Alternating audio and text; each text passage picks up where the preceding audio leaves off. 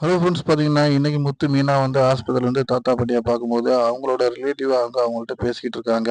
"Sir, நீங்க video வெளியிட்டத வச்சு தான் நாங்க இவங்க இருக்கிறத தெரிஞ்சுக்கிட்டு இங்க வந்தோம். கண்டிப்பா வந்து உங்களுக்கு ரொம்ப நன்றி. நாங்க இவங்கள கூட்டு போறோம்" அப்படின்னு சொல்றாரு. சொல்லிட்டு மட்டும் இல்லாம, ஃபோன் நம்பரையும் குடுத்துட்டு போறாரு. "உங்களுடைய தேவைகள் எதா இருந்தாலும் ஃபோன்ல என்கிட்ட நீங்க உங்களுடைய உதவி கேட்கலாம்" அப்படின்னு முத்துட்ட சொல்றாரு.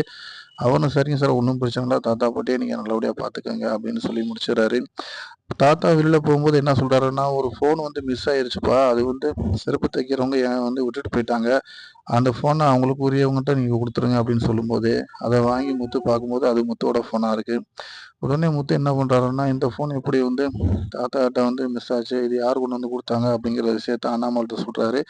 அண்ணாமலை வந்து "ஒண்ணும் பிரச்சனை இல்லடா. அந்த பொண்ணு யாருன்னு கண்டுபிடிச்சேன்னாவே, இந்த வீடியோவ வந்து வெளியிட்டது யாருன்னு தெரிஞ்சுக்கலாம்" அப்படின்னு சொல்றாங்க. அத வந்து ரோகிணி கேட்றாங்க. கேட்டுட்டு நேரா திவ்யாட்ட போய், "திவ்யா, நீ எப்படி அந்த ஃபோன கடல்ல போட்டன்னு என்ட்ட போய் சொல்லலாம்" அப்படின்னு சண்டை போடுறாங்க. "இதுல என்னடி இருக்கு? நான் கடல்ல போட போனேன். அந்த நேரம் அது மிஸ் ஆயிருச்சு. அத நான் உன்ட்ட சொன்னேன். திட்டுவேன்ட்டு நான் சொல்லல" அப்படின்னு சொல்றாங்க. "என்ட்டயே நீ போய் சொல்லலாமா?" அப்படிங்கும்போது, "உன்ன காட்டிலும் நான் அதிகமா எந்த பொய்யும் சொல்லலையாடி" அப்படின்ற மாரி சொல்றாங்க. "ஃப்ரெண்டா இருந்துட்டு நீ இப்படி சொல்லலாமா?" அப்படிங்கும்போது, "ஃப்ரெண்டா இருக்க போய் தாண்டி நான் உனக்கு இவ்வளவு உதவியெல்லாம் பண்ணுனேன்" அப்படின்ட்டு சொல்றாங்க. ஒரு கட்டத்துல ரோகிணி கோவப்பட்டு, "நீ என்னோட ஃப்ரெண்டே இல்ல" அப்படின்னு சொல்றாங்க. அதுக்கு அவங்க, "நீ இப்பயே தூக்கி எறியுற. நாளைக்கு உன்னுடைய லைஃப்‌க்காக நீ என்ன வேணாலும் பண்ணுவ" அப்படின்னு சொல்லிட்டு தீபா அதோட ஆஃப் ஆயிர்றாங்க. அவங்களுக்குள்ள பிரச்சனை முத்தி போயிருது.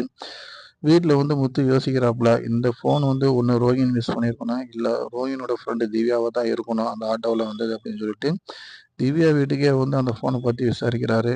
திவ்யா ஆன்சர் சொன்னாங்களா இல்லையாங்கிறத நம்ம நாளைக்கு பார்க்கலாம். தொடர்ந்து பாருங்க. லைக் பண்ணுங்க, ஷேர் பண்ணுங்க.